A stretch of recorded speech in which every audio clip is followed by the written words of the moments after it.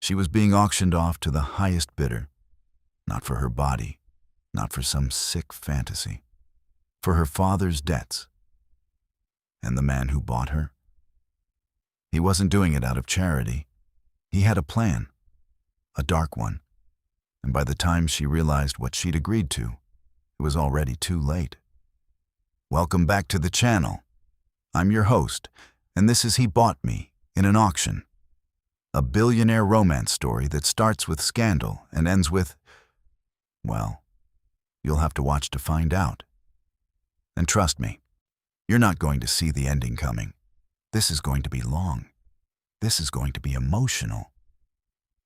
And by the end of this episode, you're going to be asking yourself, would you have done the same thing she did? Probably yes. Definitely yes, actually. But let's start at the beginning. Before the money. Before the scandal. Before everything went dangerously wrong. Meet Ava, 26 years old, ungraduated from State University 5 years ago with a degree in art history. A degree her father told her was useless, by the way. He was right. Not because art history is worthless, but because Ava's father spent her entire college fund on a business venture that collapsed spectacularly the week after she graduated. Restaurant chain, bad location, worse management. Completely predictable failure. But here's the thing about fathers like Ava's. They don't admit failure. They just transfer it. Which is why, at 26 years old, Ava was living in a studio apartment with paper-thin walls, working 2 jobs. One as a gallery assistant, barely minimum wage. One as a weekend bartender, tips only. And still not making enough to cover the debt he'd buried her in. See, her father had made some questionable financial decisions. The kind where people start calling, the kind where they stop being polite, the kind where one specific person, Marcus, a financial fixer for the ultra-rich, started showing up at her apartment, asking questions. Actually, before we go further, I want to know in the comments, have you ever felt trapped by someone else's decisions? Like their choices became your burden? Comment below. I read them. And honestly, your comments are what keep me making these stories. So, if you're resonating with Ava's situation, tell me. Let's build this community together. Marcus showed up on a Tuesday. And Ava remembers because Tuesdays were her slow days at the gallery, and she was reorganizing a Monet exhibition when he walked in. He was expensive looking. That's the first thing she noticed. Not handsome. Well-dressed. Like someone who understood that clothing communicates power. He had that billionaire thing where he made the space around him feel smaller. And he asked for her in front of her boss. Ava Sinclair. Her stomach dropped. Nobody called her that formally, except debt collectors. So when he produced a folder, an actual physical folder with her father's name on it, she already knew it was bad. It was worse. The amount wasn't in the thousands. Wasn't even in the hundreds of thousands. It was $3.4 million. $3.4 million. Now, you might be thinking, okay, her father owes money. That's not her problem. And legally, you'd be right. But Marcus explained the situation with the precision of someone who'd ruined people's lives before. Her father had borrowed from someone very dangerous. Someone who didn't use lawyers or court systems. Someone who simply expected payment. And when payment didn't happen, very dangerous people started showing up at Ava's apartment. First, they were polite. Then they weren't. So Ava did what anyone in her situation would do. She tried to figure out how to make $3.4 million appear. She looked at her bank account. $847. She looked at her apartment. $400 a month rent. She looked at her salary. Not happening. She looked at her options. Non-existent. And then Marcus came back with a proposal that was so insane, so impossible, that it took her brain 30 seconds to even process what he was suggesting. "There's a way," he said, "to settle this debt. A specific way." Ava almost laughed. "What, am I going to rob a bank?" "No," he said, "but there is an auction. And here's where the story gets dark. See, us in certain circles that Ava didn't even know existed. There's a system, a very exclusive system, for people who need to disappear debts. There are auctions, not for artwork, not for fine wine, for positions. I need to be extremely clear here, because I don't want anyone misunderstanding the next part. This is not a human trafficking story. This is not about that. But it is about a world where wealthy men can essentially purchase access, purchase company, purchase the appearance of companionship in a context where it's technically legal because of how they structure it. Are you uncomfortable yet? Good. You should be. Because Ava was too. So here's how it works, or at least how Marcus explained it to her. There's an organization, international, discreet. They specialize in solving problems for people who have more money than sense. One of those problems? I need a companion for 6 months. Someone intelligent, cultured, willing to sign an NDA. Who heart the organization? They auction that position to the highest bidder. The companions get a salary, $500,000 for 6 months.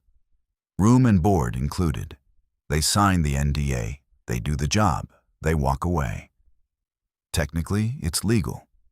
Morally, that's the conversation you're having right now in your head, isn't it? And Ava was having that same conversation, but with one crucial difference. Her father was going to die if she didn't make a decision. Not metaphorically. Actually, and the people he'd borrowed from had made that extremely clear. 6 months, $500,000, her father's life. The math was simple, even if the morality wasn't. So Ava had to make a choice. And before you judge her, let me ask you something. What would you have done? Let me paint the picture. Your father is going to die. You have no money. You have no connections to people who could help. You have one option. 6 months, $500,000. A companion position to someone presumably wealthy enough to bid on companionship. What do? Yeah. So Ava enrolled in the auction, and that's where she met him. Not at the auction itself, but at the preliminary screening, where they make sure you're not a liability. Make sure you'll actually be appealing to the bidders. His name was Adrian Blackwell, and he wasn't supposed to be there. See, the preliminary screening is supposed to be just the organizers. Standard interviews, questions about your background, your flexibility, your ability to handle unusual demands. But Adrian was there, and he was watching. Not like the other men who'd been scheduled for the auction. He was watching her like he already knew something about her, like he'd already decided. When their eyes met, Ava realized something that would shift the entire trajectory of this story. She had no idea what she was walking into, and neither did he. Adrian Blackwell was a man who didn't follow rules. No, correction. He was a man who invented the rules, and therefore didn't follow them. At 34, he'd built an empire. The kind of empire where money stops being a number and becomes a weapon, a tool, a background hum of power that everyone in the room could feel. He was also, and I'm choosing my words carefully here, broken. Nobody knew why. That was part of the appeal. That's always part of the appeal, isn't it? With men like him, the mystery, the danger, the sense that if you could just fix him, everything would transform. Spoiler. That's how you end up in complicated situations. But here's what happened. Adrian was scheduled to be at the auction to acquire a companion for exactly the same reason every other billionaire bidder was there. But he saw Ava at the preliminary screening, and something shifted. Maybe it was that she was visibly terrified, but trying to hide it. Maybe it was that when they asked her why she was there, she answered honestly, "My father's dying. I'm desperate, and I have no other options." Maybe it was just him being drawn to vulnerability the way predators are drawn to prey. He asked the organizers one question. How much would it take to remove her from the auction? They were confused. He clarified, "I don't want to bid. I want to buy her contract outright, for more money, before the auction happens." And here's where this becomes interesting. They said no.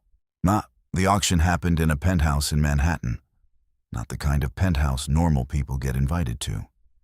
The kind where there's actual security, actual protocols, actual consequences for talking about it. Ava was dressed by stylists, prepped by handlers, told to smile but not too eagerly, to be intelligent but not threatening, to be desirable but not desperate. Which was impossible, because she was desperate. She was thinking about her father, about the 6 months she'd have to disappear, or about whether she was making the biggest mistake of her life or saving her father's life. She didn't see Adrian until the bidding started. He was in the back, wearing a suit that probably cost more than she'd made in 3 years, watching her with an expression she couldn't read. The bidding started at $500,000, the standard 6-month rate. First bid, $700,000. Second bid, $900,000. And then Adrian bid, $2 million for 6 months. For a girl he'd seen for 30 seconds at a screening. The room went silent. Because in this world, $2 million wasn't about companionship. That's not what that number meant. That number meant, she's already mine. Stop bidding. And they did. Adrian Blackwell won. And as he stood to take the contract, his eyes met Ava's. And he smiled. Not a nice smile.